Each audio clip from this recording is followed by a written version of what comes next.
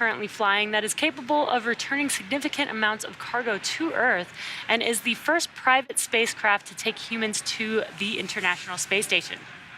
Dragon is fully autonomous, which means that it can basically fly itself, but also features full manual override capabilities in case of emergency. Now, standing at almost 27 feet tall from the bottom of the trunk to the top of the nose cone, Dragon is composed of two main elements. That's the capsule, which is designed to hold crew and pressurized cargo, and an unpressurized section known as the trunk. And for today, we have already jettisoned the trunk, which reveals the heat shield on Dragon as it prepares to return back home to Earth. And there you can see the 27-foot tall Dragon vehicle. That top part there is called the capsule, and below it with the black and white colors there is the trunk. The black portion of that are solar arrays.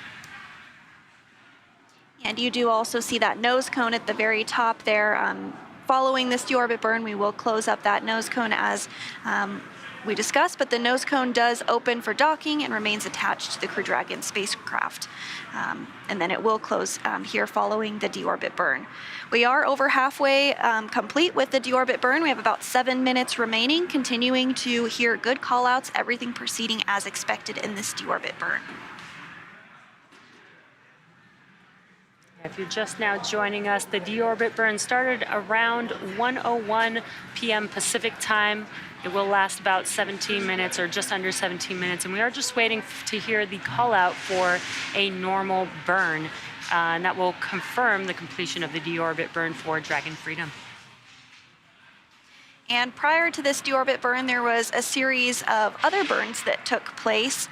One of those occurred just a short time ago, and that was the propellant wasting burn, or prop wasting burn, and that really is to just get rid of the excess propellant that is not needed for reentry, and it helps the capsule to weigh less ahead of the reentry sequence.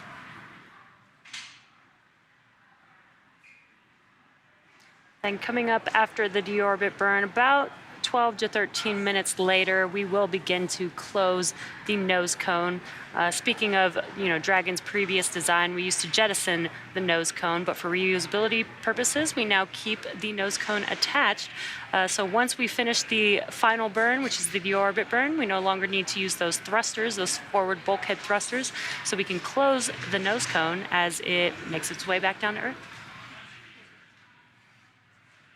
And following the completion of the deorbit burn and the nose cone closing, the crew will then begin to re-enter the Earth's atmosphere. There will be a blackout period where we will not be able to communicate back and forth with them. That does last just a few minutes, and that is completely expected. That is happening because the plasma is building up around the vehicle, but the heat shield will do its job and protect the crew throughout that process. And then once the crew has gotten to the other side of the atmosphere, we should have communications back with them, and then we will see the drogue parachutes deploy, then the main parachutes, and then we'll see splashdown just a short time after that. Really, that's just about 40 minutes away from now. We should see the crew splashing down in the ocean. So I'm excited for it. I'm sure the crew's excited for it. But we are nearing the end of this deorbit burn, about 5 minutes remaining in it.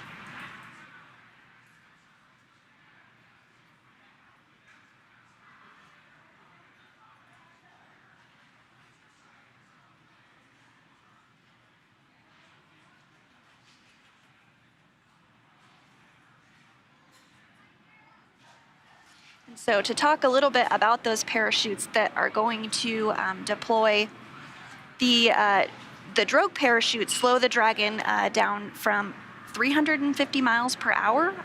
So that's still going pretty quick. But then once the main parachutes deploy, it will slow down quite a bit more to less than 20 miles per hour.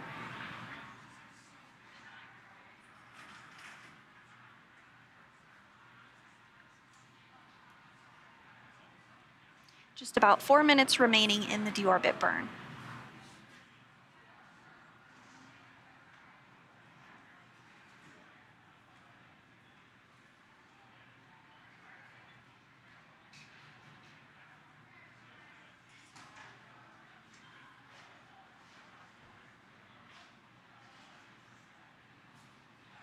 So after those parachutes are deployed, we will see them be cut. There's a fast boat that goes out there, and that's really the purpose of the of that particular fast boat is to cut those parachutes, and that's really just to make sure that they don't get caught in the wind or is pulling the crew around.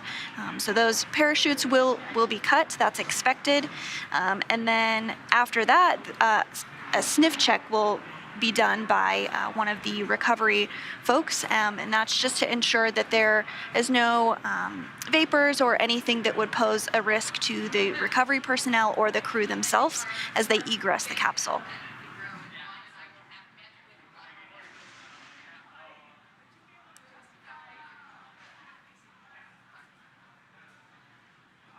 We are just a couple minutes away from the completion of the deorbit burn.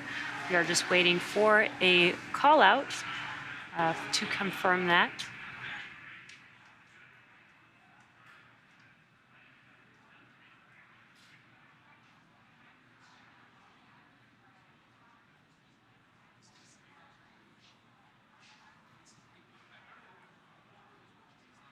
We have about 2 minutes left in this deorbit burn. And next up after the deorbit burn will be the nose cone closing. It's very important to close that nose cone because it protects the docking mechanism and some guidance and navigation and control equipment.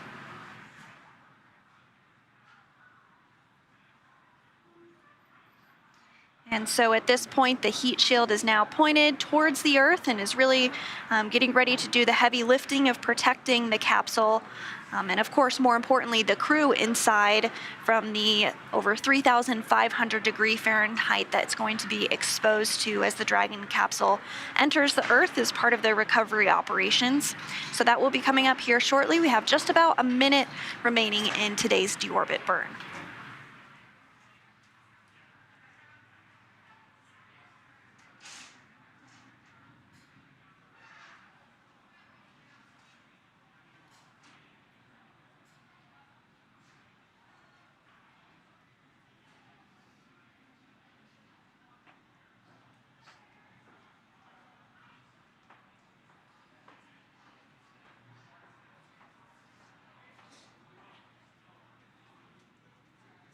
Continuing to hear good callouts that the deorbit burn is going as expected.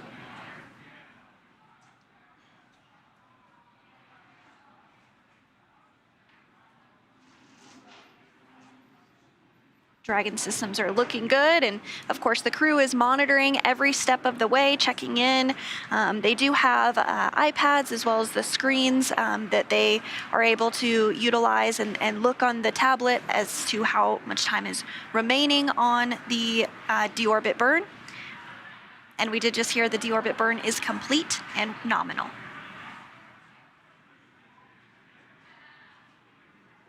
Freedom, SpaceX, deorbit burn complete, performance nominal, nose cone closure is initiated. Freedom copies, nominal deorbit burn, glad to hear it, and nose cone closure initiated.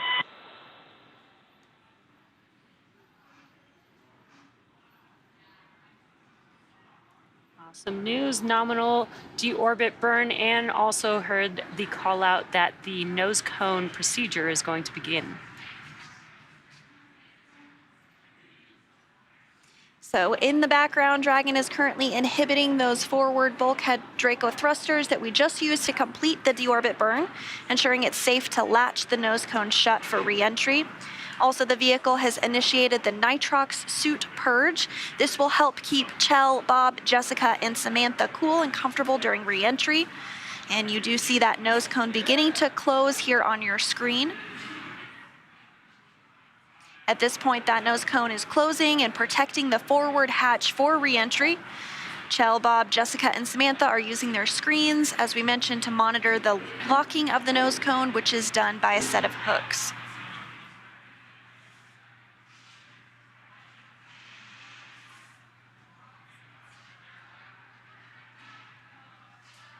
Again, this nose cone sequence is about 12 to 13 minutes long, so we've got about 11 minutes left for that nose cone to officially complete its closure. And good callouts.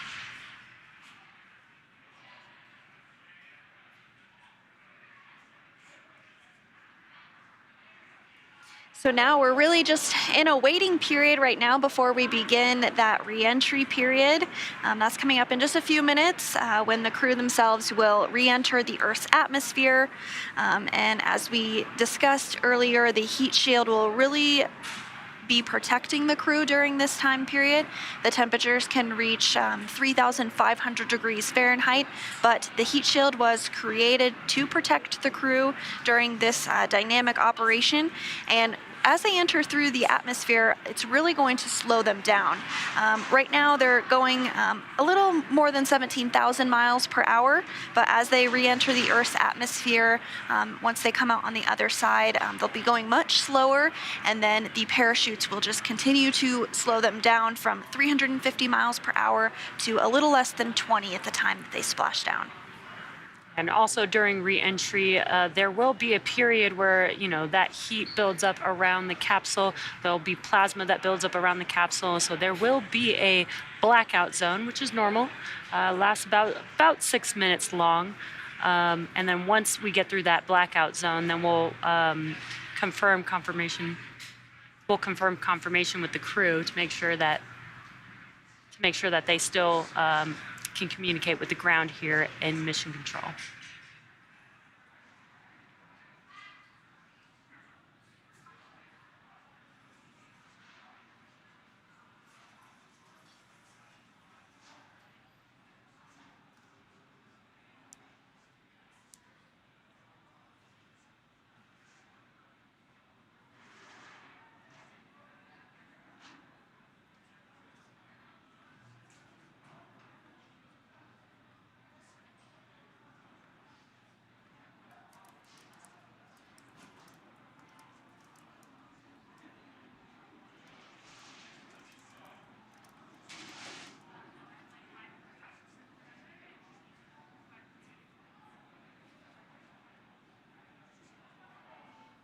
And so we continue to progress through the nose cone closure process. At this time, the hooks are closing. There are 2 sets of 6 hooks, so 12 hooks total that need to close to secure the nose cone and protect that critical equipment.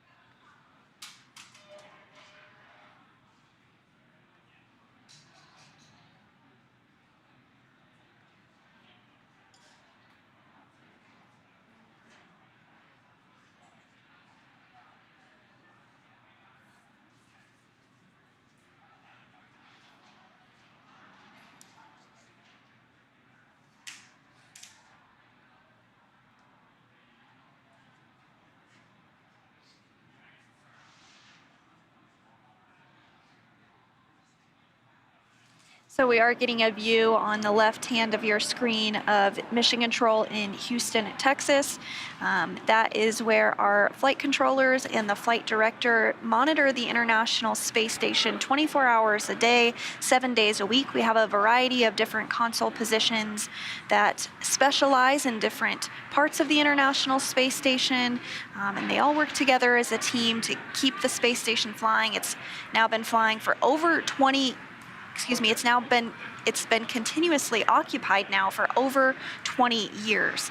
And on board the International Space Station right now are 7 human beings, of course Crew 5 that just arrived last week, as well as 2 Russian cosmonauts and NASA astronaut Frank Rubio, who arrived on a Soyuz vehicle.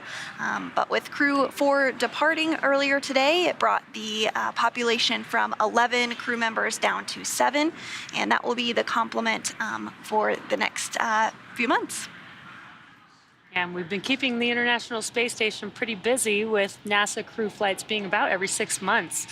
So it's been pretty cool to see, a different group of astronauts every 6 months being able to, perform research and science on the International Space Station. And that's a really great point. The International Space Station truly is an orbiting laboratory. Crew 4 contributed to hundreds of science experiments while they were on board the International Space Station. Crew 5 will continue some of those science investigations as well as start new ones. And what I love so much about it is many of those science investigations have direct implications to us here on Earth. If you're interested in learning more about that, you can check out the Benefits for Humanity. The 2020 version was just published here recently, and you can find that on nasa.gov.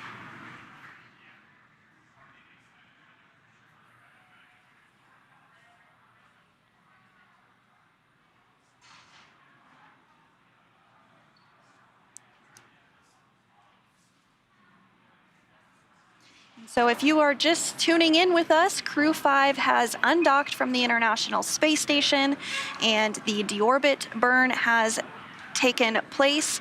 That was all successful, and Freedom, SpaceX, nose cone secured for entry.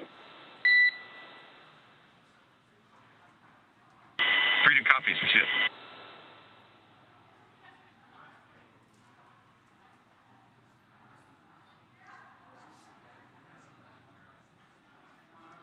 We got some great news. The nose cone sequence is complete, meaning that the nose cone is now officially closed.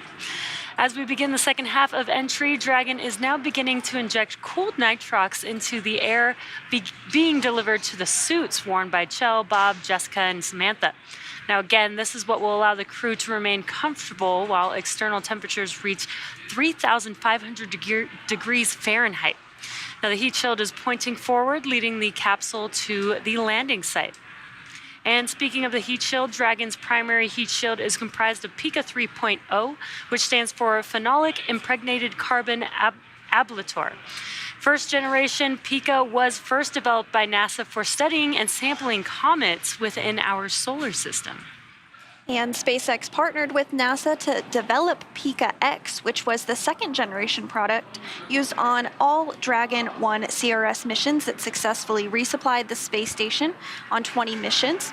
Then Pika 3.0 was developed specifically for use on Dragon 2 crew and cargo with enhanced structural and thermal properties that optimized the heat shield and drove down costs and mass.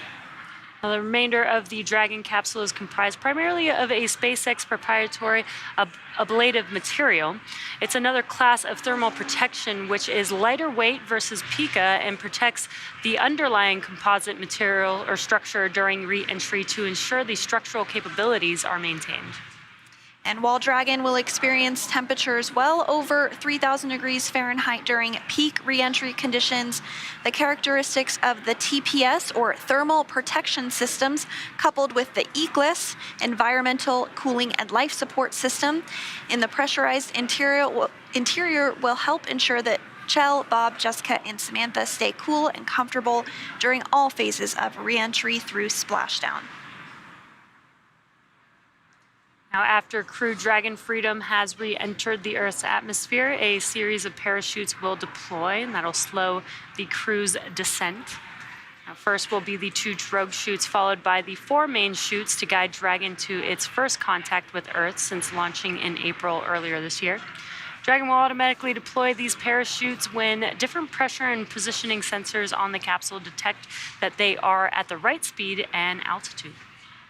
Vehicle velocity at drogue deploy is approximately 350 miles per hour, as we mentioned earlier, and those drogue parachutes do deploy at about 18,000 feet above the water. Now, vehicle velocity at main deploy is approximately 119 miles per hour and deploy at about 6,500 feet. Vehicle velocity at water splashdown is approximately 16 miles per hour, and the highest G load the crew will experience during reentry is approximately 3 to 5 Gs. So next up, we are looking ahead towards the comms blackout that we discussed as the crew re-enters the atmosphere. This is expected and can last a few minutes long, but once the crew is on the other side of the comms blackout and we do regain communications with them, the drogue chutes will deploy. We are tracking that first set of the first set of parachutes, the drogue chutes, to deploy around 1:51 p.m. Just a minute later, the main chutes will deploy, and then about 3 minutes after that, the moment we've all been waiting for, we'll see crew for splashdown off the coast of Jacksonville, Florida. We are still tracking approximately 1:55 p.m. Pacific time today for that splashdown.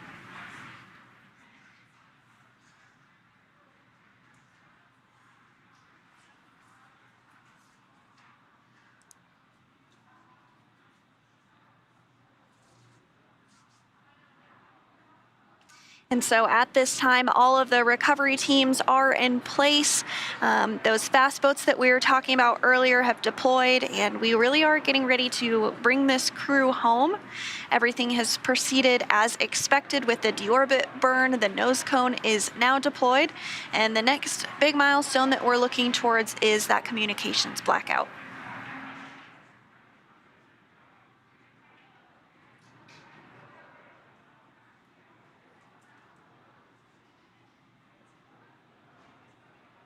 Again, we have an awesome live view inside of the Dragon capsule, seeing our crew. And again, we've mentioned this, that they use the displays to monitor the activities that are happening with Dragon. But Dragon is flying autonomously, so they really just get to sit back and just monitor.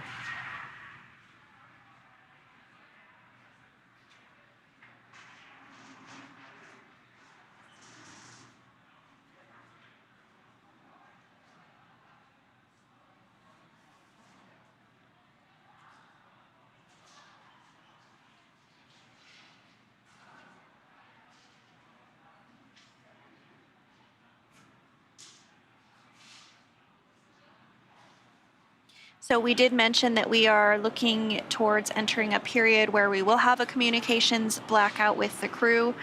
That is because of the plasma that's building up, because we're using the atmosphere itself to help slow us down. We're going about 17,000 miles an hour, and we do need to slow the crew down before they re-enter the Earth, before they splash down. And as they re-enter the Earth's atmosphere, that will definitely happen. They'll be going about 350 miles per hour once they enter the other side of the atmosphere. And as we said, they'll be going less than 20 miles per hour at the time of splashdown. Freedom, SpaceX for entry briefing. And Freedom, stand by. UHL, I have no deltas from the previously briefed tablet timeline. Dragon systems are looking healthy and ready for entry, and we have no updates for splashdown. The recovery team is ready to support, and weather's looking good. How copy? You copy all, Arthur. We're looking forward to splashdown and seeing the recovery forces.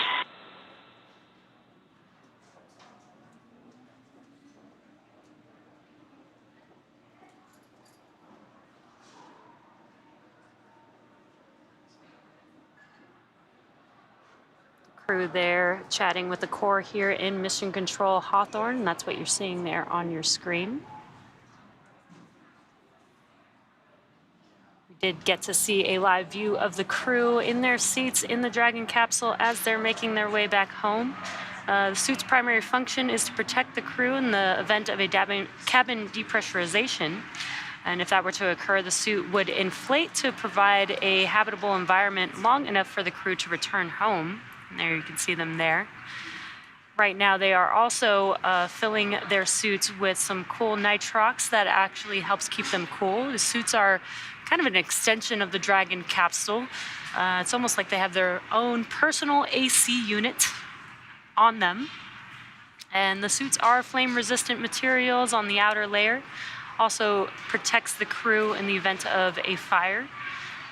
They are custom-tailored single-piece suits. This means that the helmet, gloves, and boots all remain attached together.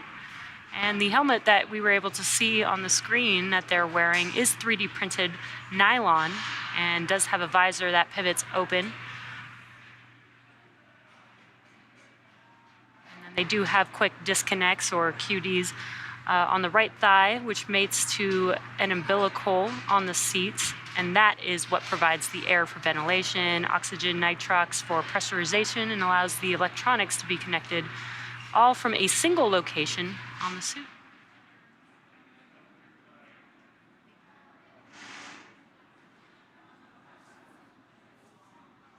Again, if you're just now joining us, we are live watching Crew 4 return home to planet Earth from the International Space Station.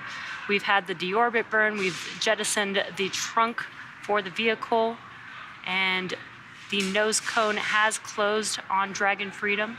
And again, another live view inside of the capsule there. And SpaceX from Freedom. Tablets are secure, restraints are tightened, and our visors are down. We are ready for entry.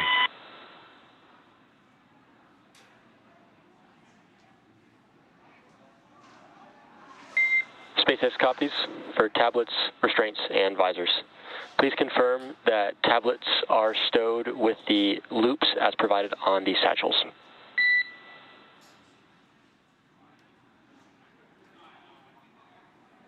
Copy, welcome.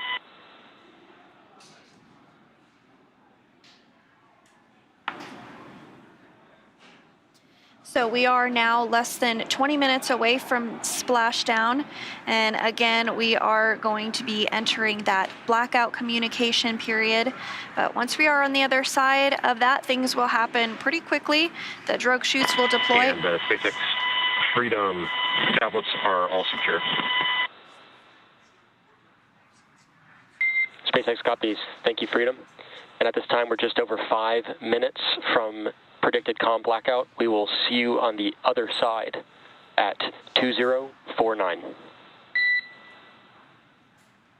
Okay, copy from LOS, and we'll see you on the flip side at 2049.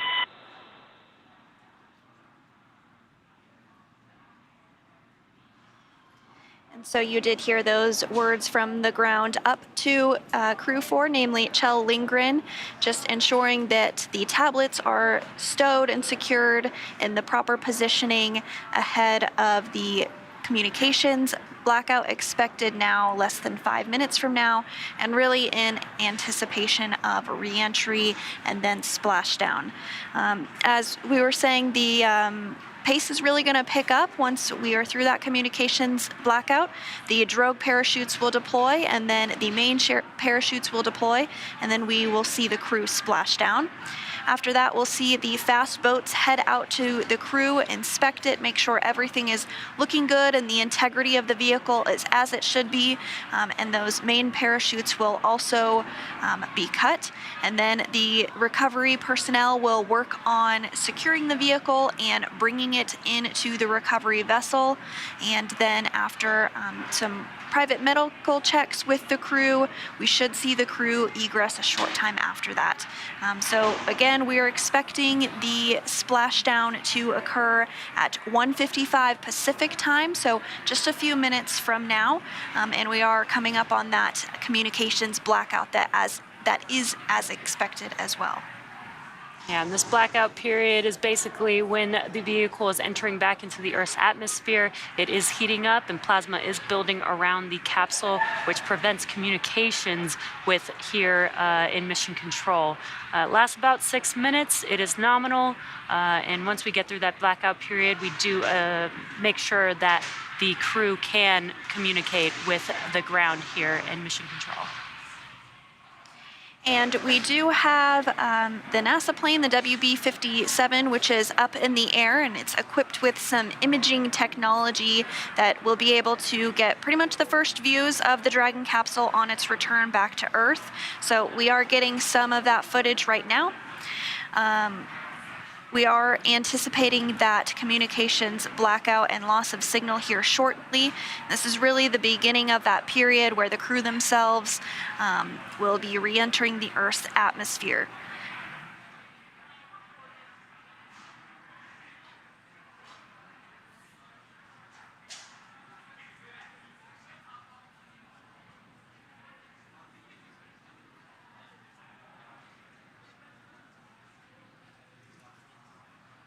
And at this time, the Dragon is working through a slewing maneuver, which means that the Dragon is helping to orient itself in the proper orientation ahead of the re-entry of the Earth's atmosphere. Again, we're just a couple of minutes away from that anticipated blackout period.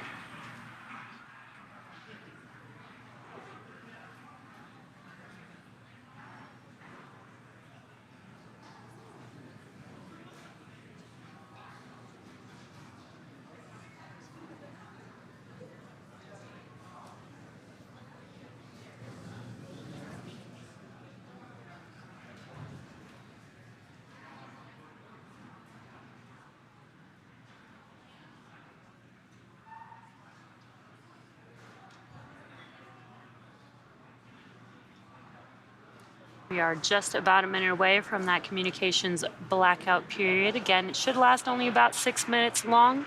And this is what happens when the vehicle begins to heat up as it's entering back into the Earth's atmosphere and builds up a layer of plasma around the vehicle. Again, this is nominal, and we will establish communications once the vehicle is through that period.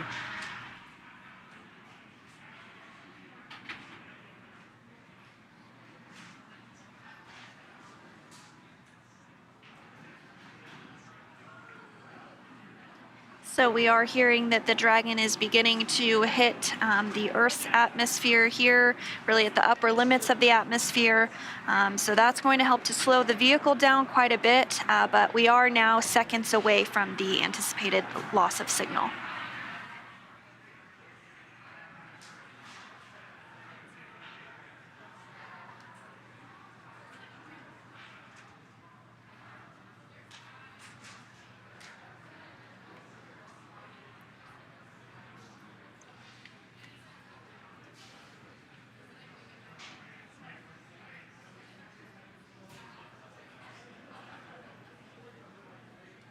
Standing by for confirmation that we are in the communications blackout.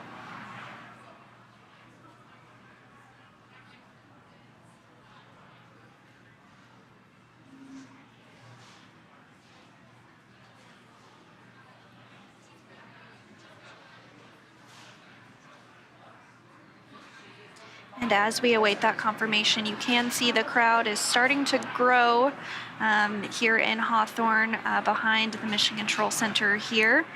Looks like folks are trying to get a good view as we anticipate splashdown here in a little less than 15 minutes. Yeah, we do get pretty excited when we are bringing crew back home. It is pretty exciting to watch them as they touch back down on planet Earth. They've been out in space for about 6 months now.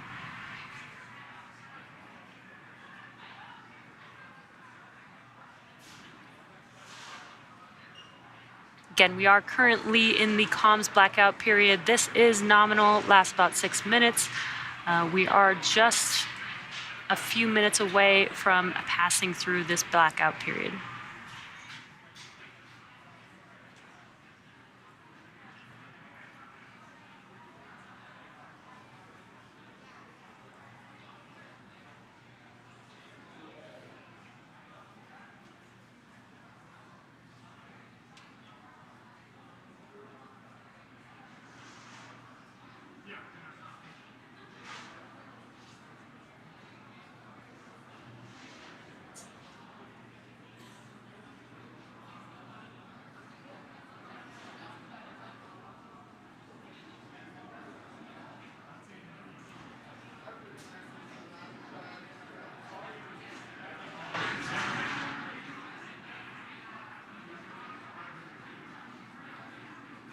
Now, at this point, we are entering a communications blackout period, which lasts approximately 6 minutes due to plasma formation around the spacecraft.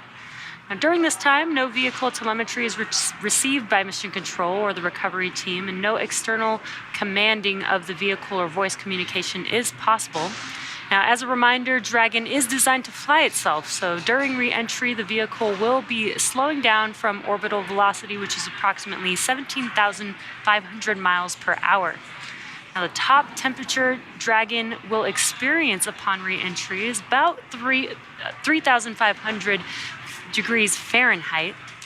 And again, the blackout period is expected to last about 6, maybe up to 7 minutes long. And we are just about 4 minutes remaining in this anticipated communications blackout period. And during this reentry phase, the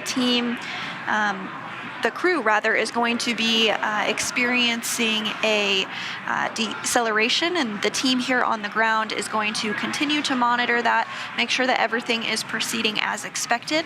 But once we're on the other side of this communications blackout, that's when we'll begin to see the parachutes deploy, beginning with the drogue parachutes and then following with the main parachutes, and then we'll see splashdown and then the recovery process to get the crew onto the recovery vessel, and then out of the capsule will begin.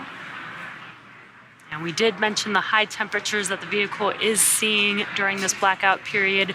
So there is nitrox flowing through the suits that the astronauts are in, and that helps keep them cool while the vehicle is getting very hot on the outside.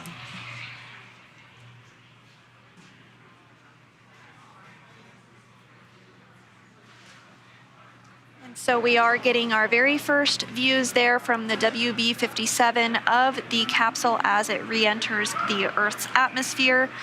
Those views coming from an infrared camera that is on board.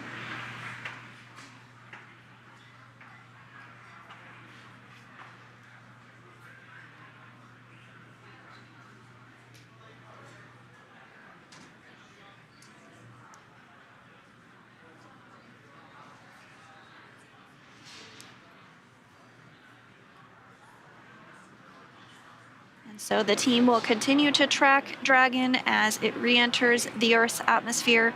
We now have about 3 minutes remaining in the blackout period, but again, the WB-57 that is deployed is getting those views of Dragon already. Once the expected blackout period is over, the core here in Mission Control will attempt to establish communications with the crew. So you may hear some call-outs checking in with the crew. And they will make that call out until the crew does respond, which will confirm acquisition of signal.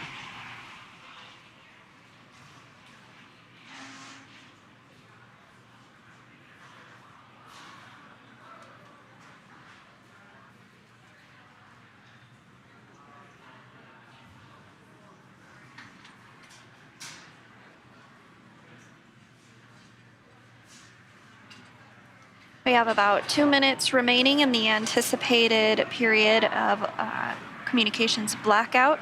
Now, it's not an exact science. There might be some variation that occurs. We might hear from the crew a little earlier than we expected, or potentially a little bit later.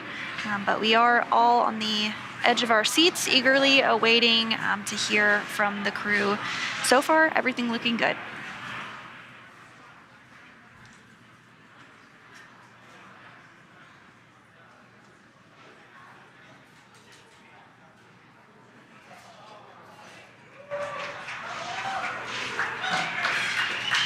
Dragon, SpaceX comm check.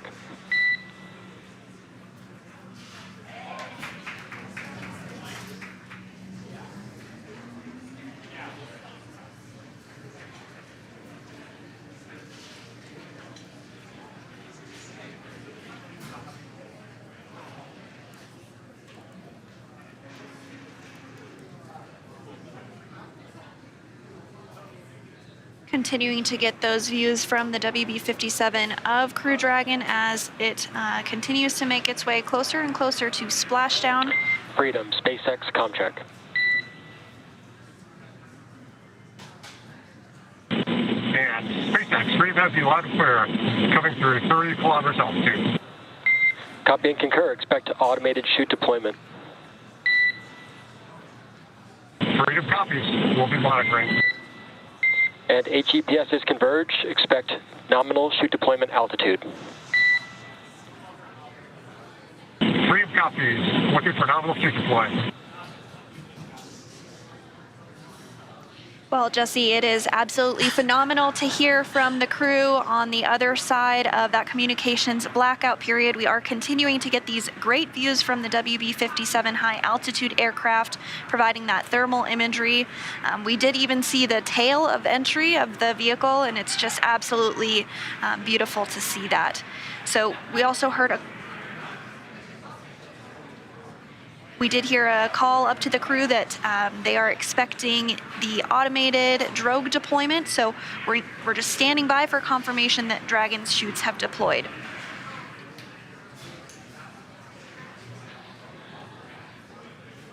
Again, there will be a set. Freedom, SpaceX, brace for drogue window. Bracing for drogues. Core here communicating with the crew, giving them a heads up that they should feel the drogue chutes deploying here shortly, followed by the main chutes just about a minute later. the drogue chutes do help to slow the vehicle down to about 350 miles per hour, whereas the main chutes will deploy. After the main chutes deploy, it will slow the vehicle down even more, and by the time that the vehicle splashes down, should be around 16 miles per hour.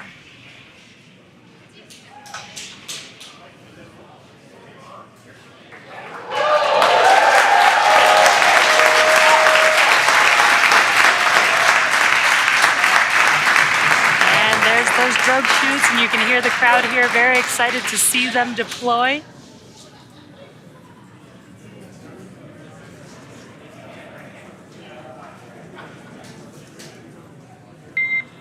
Drogue chute descent rate nominal and visual on 2 healthy drogues.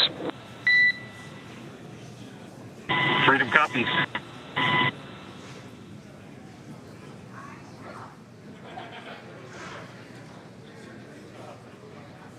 Very cool view of Dragon with the 2 drogue chutes. We are just anticipating the main chutes to deploy here shortly.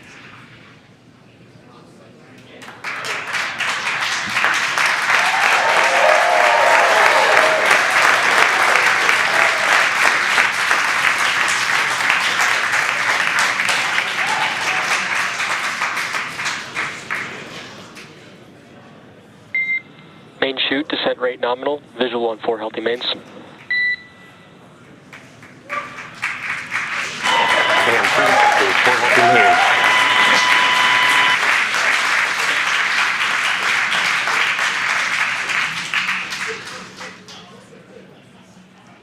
And great news, as you can see there, the main chutes have deployed, slowing the Dragon vehicle down significantly, down to approximately 119 miles per hour. Freedom is 1,000 meters.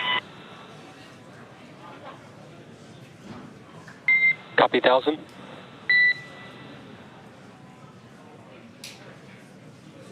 Now, Dragon has saved all propulsion systems and is now terminating the nitrox suit and cabin purges, and is beginning to Freedom's increase. at 800 meters.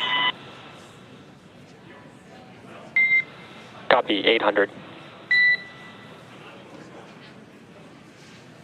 Dragon is beginning to increase pressure in preparation for landing. And the mission control team here in Hawthorne is reporting the precise landing coordinates to the recovery team. So we did get that confirmation on the main 600 meters. chutes. 600. The crew is now 600 meters away from splashing down. We do expect splashdown in about 2 minutes from now.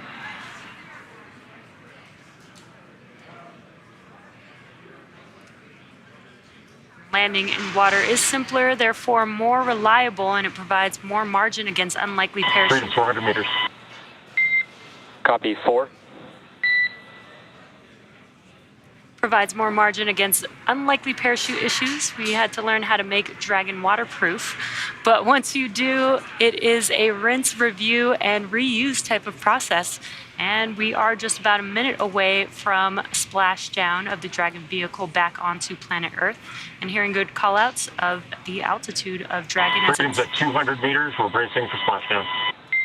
Copy, brace for splashdown. And again, that descent rate is as expected here. Pretty soon we should be able to see the view of the ocean come into view as Crew Dragon Freedom with 4 astronauts on board prepares to splash down after spending 170 days in space after launching on April 27th.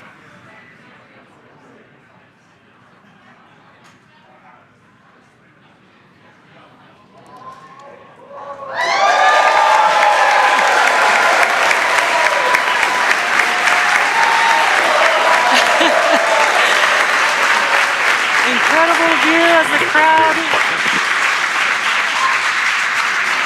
crowd goes wild for Crew 4. Copy, Freedom, SpaceX to splashdown and mains cut. Welcome Copy. Mains are home. cut. Welcome home, Crew 4. Great view watching Dragon splash down back on planet Earth.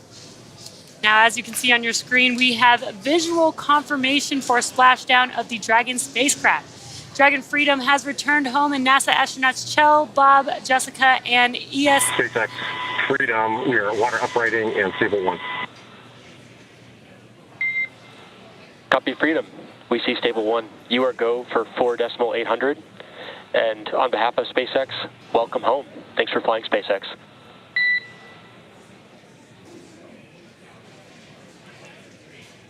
And SpaceX from Freedom, thank you for an incredible ride up to orbit and an incredible ride home. Glad to be back.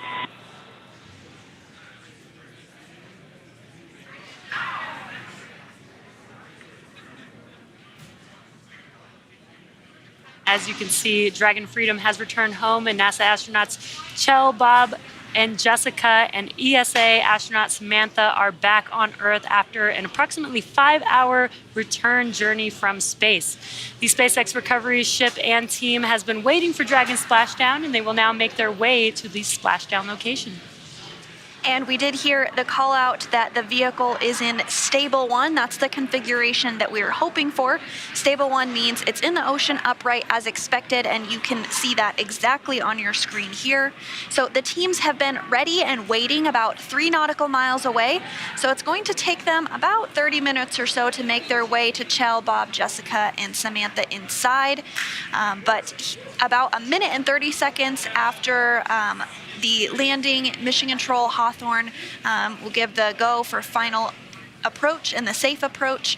And then about 2 minutes after landing, the approach boat will begin those inspections that we discussed earlier.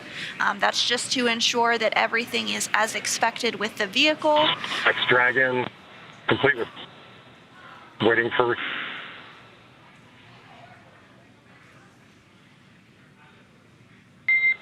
SpaceX copies Dragon for awareness. Comm is a little bit choppy, but we copy that you are complete with 4.800 and awaiting recovery personnel. I will provide an update on recovery forces in a couple minutes. How copy?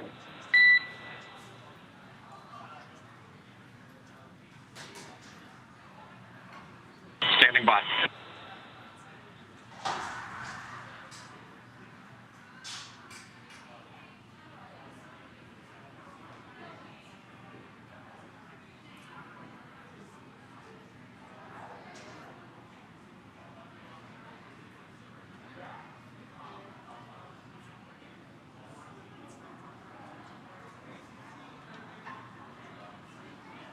And Mission Control here in Hawthorne did give the go for that approach and recovery.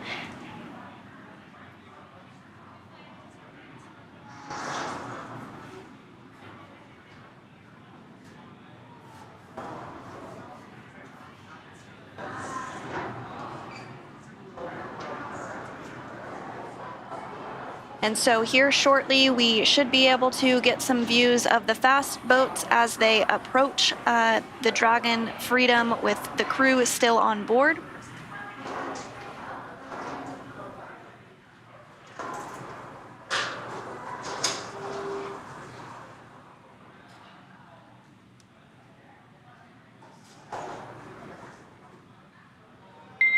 Freedom, SpaceX is go for recovery personnel to approach. Expect personnel alongside within the next couple minutes.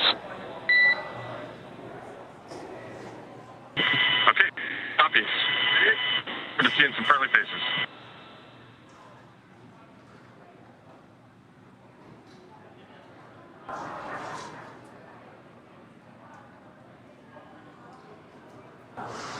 And there you are getting a view of those fast boats as they approach the vehicle. They will essentially be doing some safety checks, making sure that all the ordinances and hypergalls are not present or in the area immediately around the vehicle. And they'll also perform an inspection of the capsule itself to make sure that integrity-wise it is looking good. You are seeing that very first fast boat approach the vehicle there. And they really want to do these inspections to make sure that everything is looking good before they do hoist it up into the recovery vessel. So it will take a little bit of time before we do see the crew egress or exit the capsule. We're shooting for less than an hour to bring the Dragon onto the recovery ship and open the hatch to egress.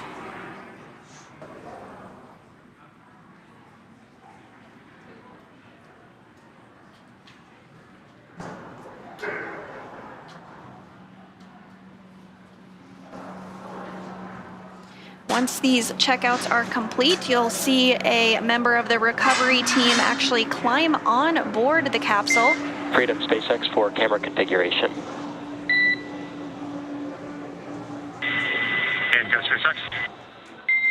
We are looking for permission to come on board via the display camera view only. Okay, you're welcome aboard.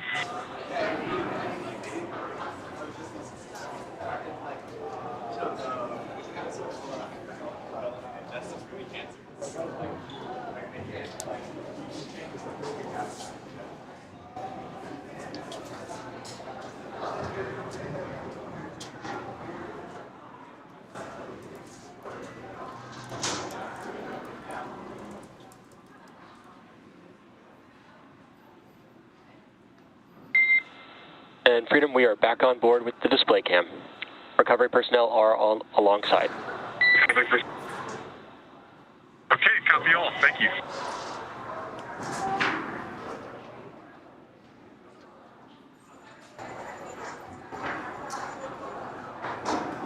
And getting some waves from the crew on board Freedom post splashdown. Looks like they're doing pretty well. First time feeling gravity in 170 days. It looks like they're waving to the world, technically. The crew will remain in their seats all the way until they are brought on board the recovery vessel.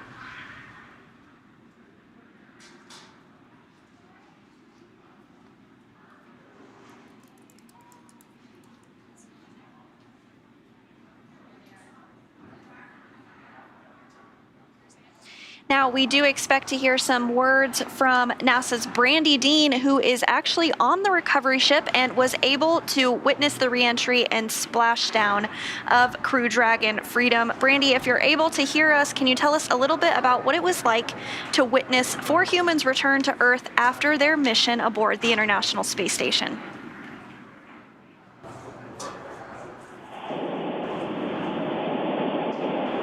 Hey Sandra, it is a gorgeous day for a smackdown. I hope they're a little rougher than they've been in the past, but it's still it's a beautiful day. Watching the capsule down, the parachutes were just glowing, the sun behind them. It was gorgeous. And so we are now underway and making our way towards the team here on the boat was so excited. There were cheers. We heard the double club room as it answered and got to see the strobe shoot and then certainly make its way down. So it's been a really great day so far. We're looking forward to seeing the crew here on board the ship. That's wonderful to hear, Brandy. Can you tell us a little bit about what the crew is doing and is done to prepare for this moment from your perspective as you've been on the recovery vessel?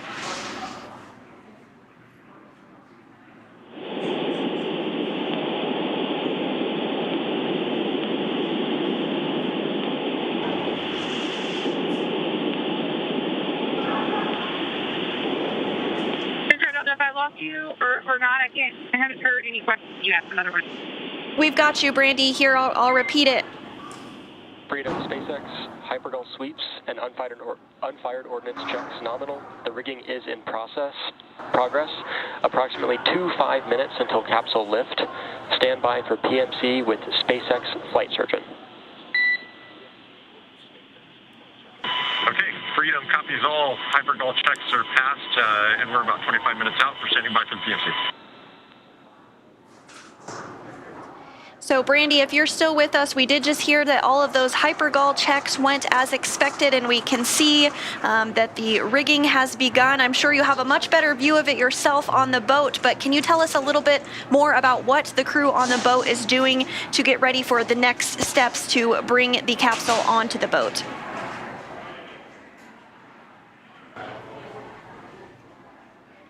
And it sounds like we may have lost Brandy. They are out at sea, so communications can be a bit spotty. We might be able to join back with her a bit later, but you are seeing right now someone on the capsule. They are doing what is called rigging. You see that they're tossing some different equipment up to them, and that's to ensure that the vehicle is ready. Freedom SpaceX, I will be privatizing Dragon to ground now. The next call you hear will be from the SpaceX flight surgeon on the recovery vessel. Freedom copies. And so those call outs about a private medical conference, just to ensure that the crew is all feeling healthy, and if there's anything that they may need medically wise once they do get on the boat. That is, of course, privatized for medical and personal reasons, but we are continuing to get really great views here of the rigging process. As I was saying, this individual is working to secure Dragon and enable it to be lifted onto the recovery vessel here in just a short time from now.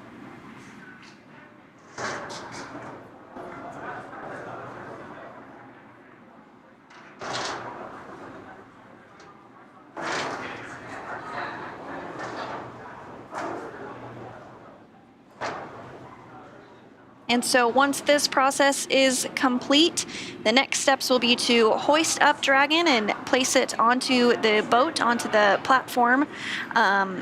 And then that platform itself will be moved so that the crew can egress a short time after that.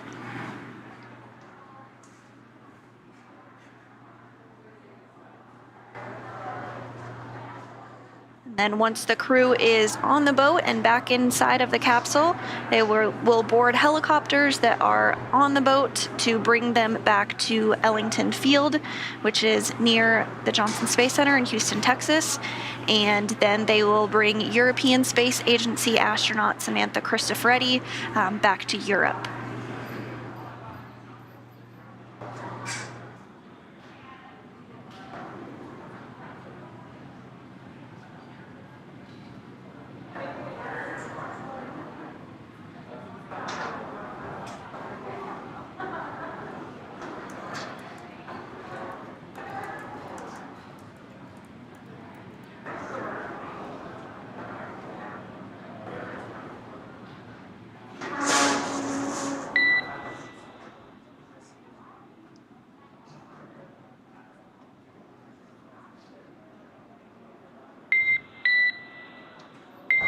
Freedom SpaceX, PMC complete, and Dragon to ground is no longer privatized. Okay, Freedom copies. Thank you.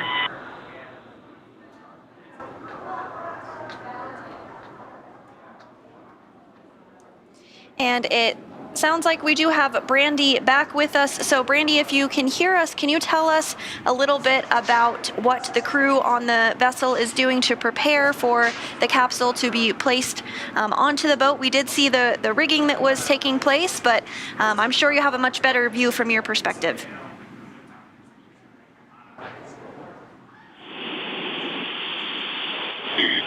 Yeah, the view is pretty great from here. We can see the boat getting the rigs ready, as you said. It sounds like you guys already heard kind of a good check from the crew, and sounds like everyone is doing well on board. I don't know how much you were able to hear earlier. It was a beautiful, gorgeous background with the sun shining behind parachutes. So everyone here is really excited to be getting the crew back on board here in the next few minutes. The ship left around the time of undocking today, and then the NASA and ESA teams joined up by Hofstra a few hours later. So since then, it's been getting the medical room ready. It's filled down, and it's going to be really comfortable for the crew. It's been just a little time there, just as long as it takes for the crew to feel kind of worked up to making the helicopter ride back to dry land. They will do a few medical tests first. They'll give them an IV to get fluid that they lost, while they were in space, back into their bodies, help them readjust to gravity a little better. Just do regular medical checkouts, and that sort of thing. And then when they get back to Jacksonville, that's when the fun really starts with the scientific tests that are things, a number of things, but including tests that will kind of talk a little bit more about what to expect when we are sending crews to the moon and Mars. They'll do things like having them step up upstairs and see how they're able to handle that, having been in space for several months, and get on the ground, pretend like they've fallen, and try to get back up. Things like that that will really help us be sure that we're ready when we're sending crews to different dry land in the future. And then from there, they'll get on planes, go back to Houston. They will spend at least a night, or the Americans will spend at least a night in crew quarters at Johnson Space Center to make sure they're doing well before they jump right into their recovery period of medical tests, scientific tests, and a lot of exercise to get them reconditioned and used to life back in gravity again. Meanwhile, Samantha will be going back to Europe. She'll leave pretty much right away once they get back to Houston. Thank you so much, Brandy, for that insight and sharing your firsthand experience of what it was like to witness splashdown from the recovery vessel. We really appreciate you taking the time to speak with us, but we'll let you get back to it and enjoy your time out there.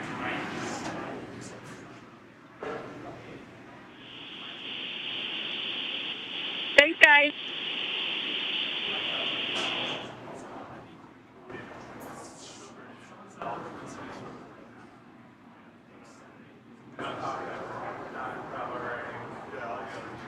And as recovery procedures continue as expected, we did have a splashdown that occurred at 1:55 p.m. Pacific time this afternoon, and you do see a wonderful photo on the left hand of your screen of that splashdown with the main parachutes all deployed.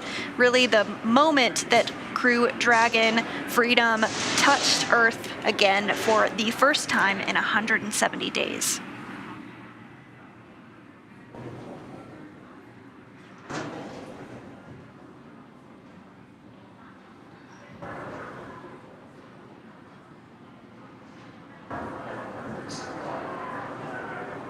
So we do see the recovery vessel continue to approach the Crew Dragon Freedom vehicle.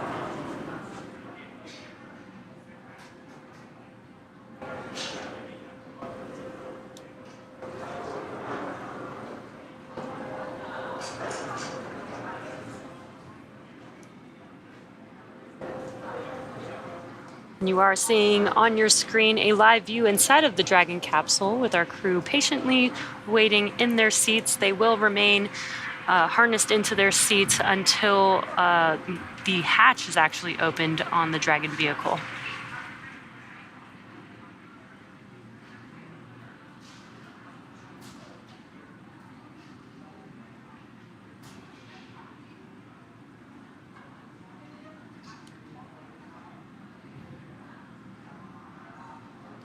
And we did see the rigging process that was taking place a short time ago, and now we're getting another view of it here. That person on the capsule is called the rigger, and they are working to secure Dragon to rigging hardware to safely lift it up and out of the water. And that will be done using that A-frame, which is the boxy frame that you see towards the back of the boat there.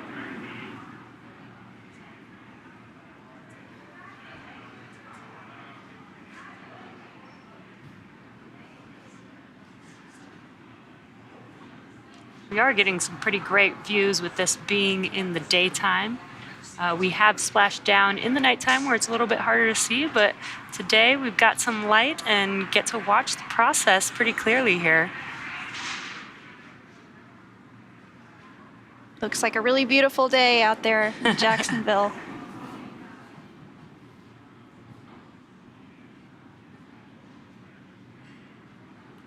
Now, I am hoping that we will have the chance to see the rigger jump off of the vehicle. That's always one of my favorite parts.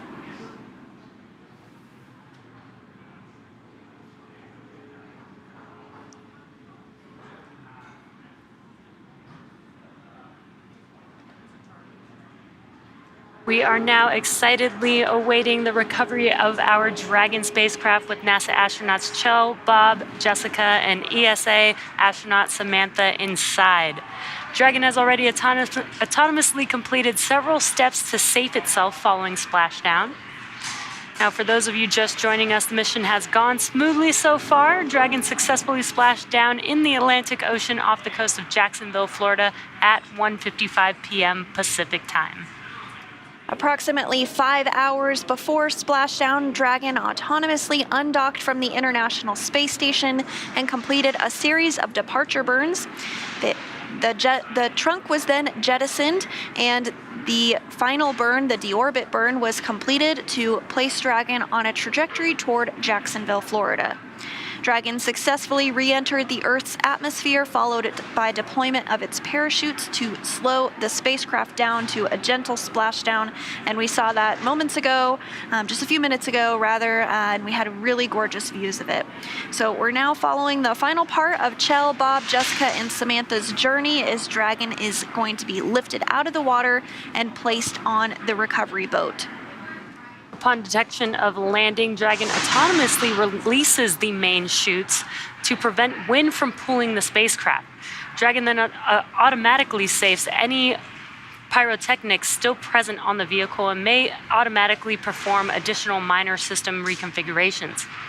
The astronauts remain seated and in their seats and in their suits as well at this point, but the onboard air conditioning keeps temperatures in check inside of the spacecraft, and the communication systems on board remain powered so that the crew can continue to communicate. And we did see that motion of the A-frame as it was getting ready to lift the capsule up and out of the water. Now, SpaceX does have 2 fast boats in the recovery fleet, which have moved to the splashdown point already. They were followed by the main recovery vessel, which is really getting ready to lift the vehicle now at this point. So those 2 fast boats do have a very specific role. The first approach is focused on immediate safety inspection of the capsule integrity and checking for any presence of hypergolic propellant vapors, ensuring that it is safe for the recovery vessel to approach the Dragon spacecraft. All of those checks performed well, and once the spacecraft is cleared for full approach, the team begins rigging the capsule for water recovery by the recovery ship. That process is underway and just wrapped up.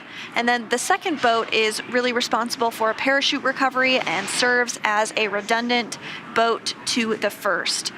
We'll also see a team member on a jet ski helping to gather up the now detached parachutes, and it looks like they may have already completed that process. I'm not seeing them. They might be just off the screen. Now, it took a little over 10 minutes for the recovery crew to complete their safety checks, and once they did complete that, the Freedom SpaceX contract. And SpaceX, Freedom has you loud and clear. Rigging is complete. Please brace for capsule lift. Copy that. Bracing for capsule lift. Great news. All preparations for rigging have been completed with that confirmation of the comms there. So we should see Dragon start to lift out of the water here in just a few seconds.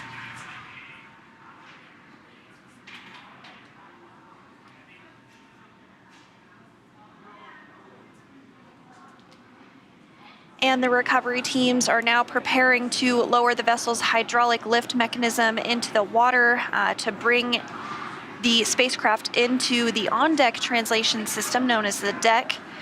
Dragon will remain known as the nest, and Dragon will remain in this nest during the crew extraction and then for the journey back into port.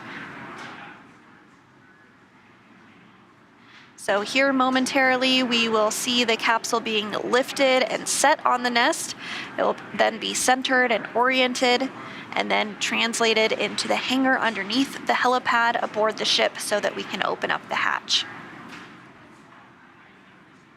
And once open, a SpaceX medical doctor will be the first one to check in on Chell, Bob, Jessica, and Samantha and see if they are ready for egress or getting out. And you see that motion underway now as Dragon is lifted into the nest.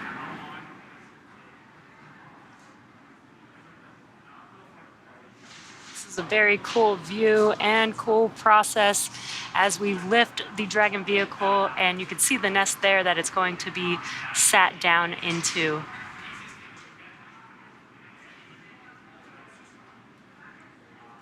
While Dragon's top hatch is used to connect to the space station, the astronauts will egress from the Dragon's side hatch, pending capsule orientation in the water.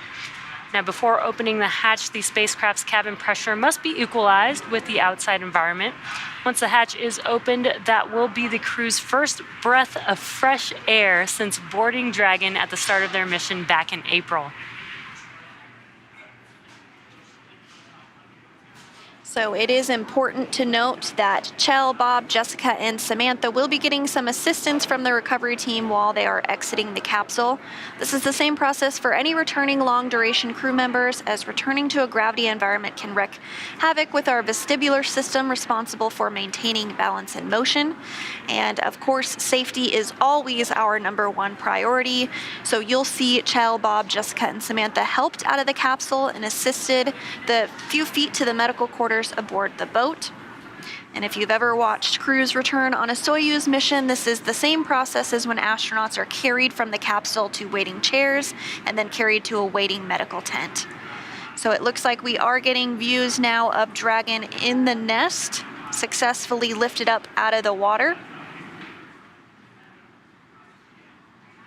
And so once the crew egresses the capsule, this is a period where any time-critical cargo can also be recovered from the spacecraft, with the remainder waiting. Freedom, SpaceX, welcome aboard the recovery vessel. Recovery personnel are going to be completing final checks and stand by for translation to the egress platform. Freedom copies.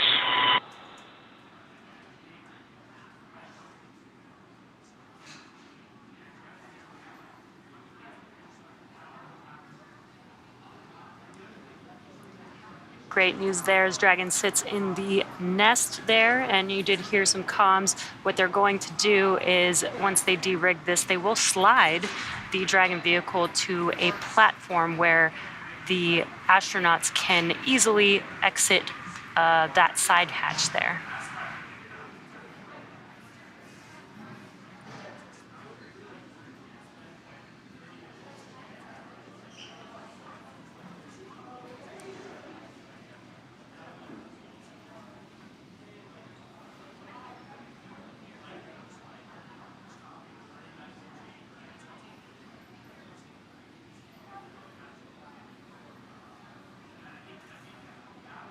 And for those of you that might be just joining us, we did have Crew 4 successfully undock from the International Space Station just about 5 hours ago, and they splashed down at 1:55 p.m. Pacific time. All went as expected through the deorbit burn, and the parachutes deployed as expected. The capsule is now lifted onto the boat, and we are standing by for the translation to occur. And once that translation moves the Dragon capsule up underneath the helicopter pad, the recovery team will then be able to work on opening up the hatch and removing the crew from the capsule.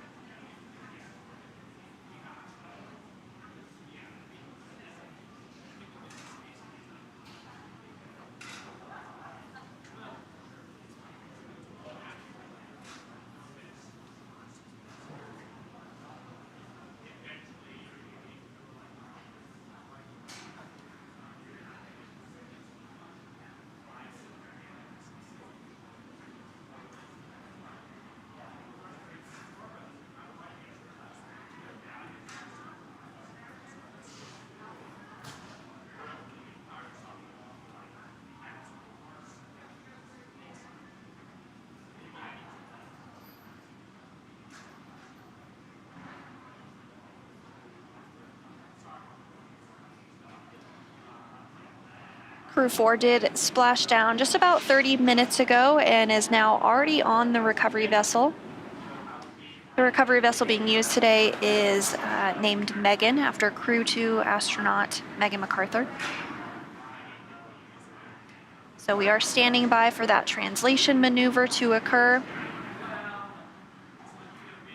You You can see on the recovery vessel the platform that they will translate the Dragon vehicle to. If you saw the view earlier, the hatch is slightly above ground level, so that platform will allow the crew to exit the vehicle.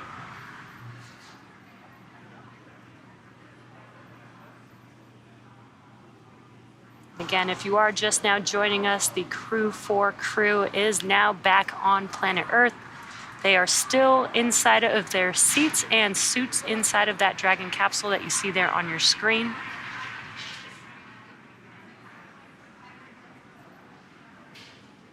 And so after this translation maneuver occurs, the next steps will be for the folks on the recovery vessel that are specialized in opening up that side hatch that will begin that process.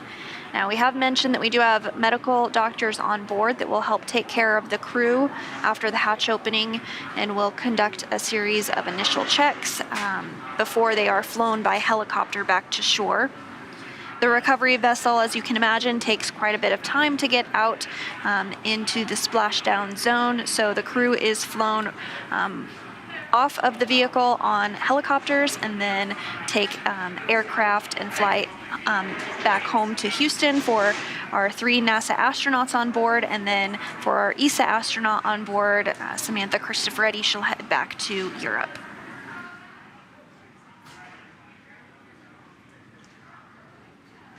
And the crew has been out in space on the International Space Station for about 6 months. They do get to work out while they're out on the space station, working out in microgravity. But that is why the medical team is there, to make sure that they are safe and healthy, make sure that they are able to adjust to gravity. It's probably a pretty big adjustment being gone from gravity for such a long period of time. So the medical team will be there to make sure that they can exit the vehicle safely, and then we'll do some private medical checks with each of the individuals.